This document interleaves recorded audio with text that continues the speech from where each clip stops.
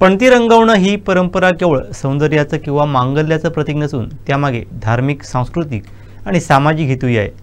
पणतीमध्ये दिवा लावणं आणि प्रकाशाचा, ज्ञानाचा विजय दर्शवतो, तसंच सकारात्मकतेचा प्रसार करण्याचं प्रतीक मानलं जातं। मुलांच्या दृष्टीने पणती रंगवणं ही कला म्हणून त्याचं सर्जनशील कौशल्य विकसित करण्याचा मार्ग ठरू शकतं। त्यामुळे त्यांच्या धैर्य, संयम आणि कल्पकता वाढते।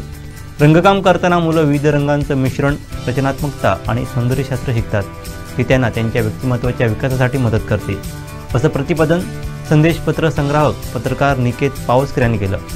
तळेरे येथील प्रज्ञांगणने आयोजित केलेल्या पणती रंगवणं कार्यशाळेला उत्स्फूर्त प्रतिसाद मिळाला, त्यावेळी ते बोलत होते।